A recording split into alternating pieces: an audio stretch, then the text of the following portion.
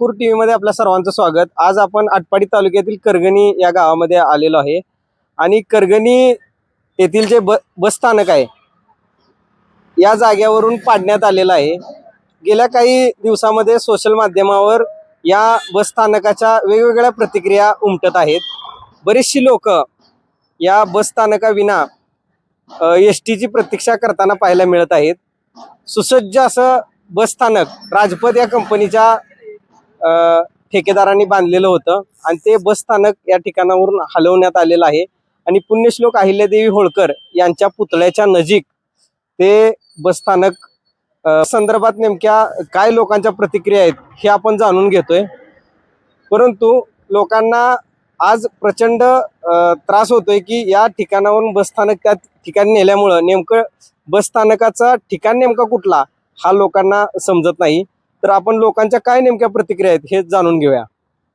नाव काय तुमचं? संदीप विलास गोडसे, गाव वडूज। बरं, आता तुम्ही ह्या स्टँडवर थांबलेला इथं एसटी कुठे थांबते तुम्हाला माहित आहे का? नाही माहित। हे स्टँड पाडलेलं तुम्हाला दिसतंय, मग इथं तुम्ही किती उशीर प्रतीक्षा करताय इथं थांबला? एक 5-10 मिनिटं 10-15 मिनिटं झाले। आता हे जे स्टँड आहे ते पुण्यश्लोक अहिल्यादेवी होळकर यांच्या पुतळ्याच्या जवळ आहे असं तिथं लावलंय फलकावर, त्या सूचना दिल्या। तुम्हाला इथं स्टँड नाही म्हणजे उभं राहायला जागा नाही, काय सांगाल? इथं निवारा बी नाही काय, आणि हे स्टँड होतं ते पहिले पाडलेलं आहे। त्या संदर्भात एवढी माहिती देत आहे। मी दत्तात्रय बाबा सरगर बोलतोय। करगणी बस स्टँड ची जागा ही प्रवासासाठी आणि मुला मुलीसाठी किंवा वयस्कर माणसासाठी योग्य जागा आहे आणि इथं ज्या लेडीज मुली किंवा वयस्कर माणसं आहे त्यांना ही सुरक्षित जागा आहे आणि इथं कुठल्याही प्रकारचा माणसाला त्रास होत नाही। पहिली जागा जी होती ती असुरक्षित आहे असं तुम्हाला म्हणायचं आहे? ती काय आता सगळ्याला माहितीच आहे, ती काय लय बोलण्यात काय मजा नाही। आता इथं छत नाही, वरचं छत काढण्यात आलेलं आहे, अज्ञात लोकांनी ते छत काढलेलं आहे, तिथलं पाडलेलं आहे। तिथं कुठल्याही पद्धती पाटी लावलेली आहे पण ती दिसत नाही। तिथं लोक दिवस दिवस प्रतीक्षा करतात एसटीची, तिथे एसटी थांबत नाही। तर तुम्ही लोकांना काय आव्हान कराल? आता काय इथं छतची काय तर सोय करणारच ना, या जागेत होणार त्यांच्या पुरतं थोडं। इथं जागा अवेलेबल नाही पण थोडंफार होणार ना, पहिली होतीच ना अशी, पहिली काय इथं छत नव्हताच, त्याच्यात पण ऍडजस्ट करतो। तिथं आमची चर्मनची बेकरी आहे, बेकरी पाशी माणसं बसती ती सावलीला, तिथं पाण्याची सोय केली आहे, टेबल ठेवली ती। इथं काय माणसाची गैरसोय काय होत नाही, छत असं लोक थांबते असं लोकांचं मत आहे? नाही तिथं आता लोक नाही, ती स्टँड नसल्यामुळे नाही तिथे। नमस्कार, ही जागा पहिल्यापासून 10-15 वर्षापासून स्टँड इथंच आहे आणि ही जागा योग्य कशी आहे म्हणजे इथनं कन्याशाळा, गर्ल हायस्कूल, श्रीराम हायस्कूल इथनं एकदम जवळ आहे। मुलींची सोय एकदम व्यवस्थित होत्या आणि बाळवाडी किंवा बनपुरी शेटपळ्याच्या लोकांना काही इथं अडचण येत नाही आणि ही जागा एकदम योग्य आहे आणि ग्रामपंचायत काहीतरी इथं छताची सोय करते अशी आमची अपेक्षा आहे। नमस्कार, मी सागर लांडगे, राहणार करगणी, मूळचा कायमचा रहिवासी। मी सामाजिक कार्यकर्ता पण आहे आणि तसेच गावचा रहिवासी पण आहे।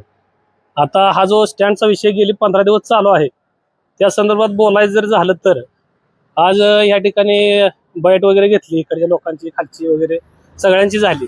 पण माझ्या मते एस टी जी येते आता, ती एस टी तिथं उभा राहताना जो निम्मा रस्ता आहे पूर्णपणे त्या निम्म्या रस्त्यावर एस टी थांबते।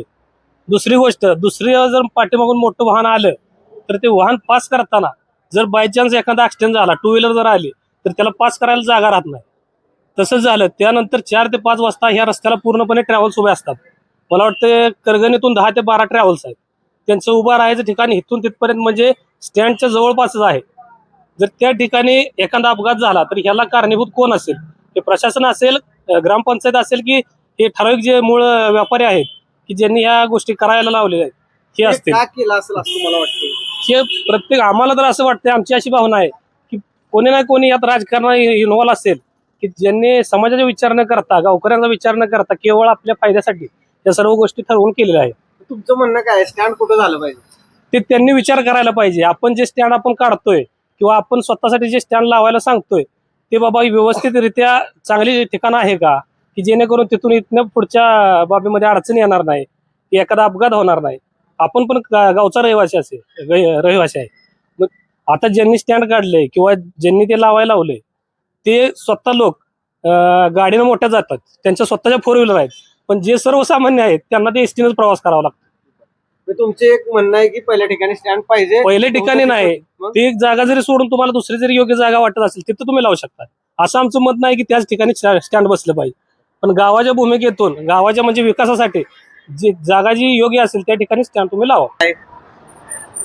स्टँड काढलंय बरोबर आहे, त्याच्या मागचे कोण कारण असतील ते आम्हाला काय काढणार नाही. फक्त स्टँड हे योग्य ठिकाणी लावा आणि बाकीच काय लोकांना निवारा करून लोकांना निवार करून द्या, गैरसोय होऊ नये माणसाची, बाकी काय नाही.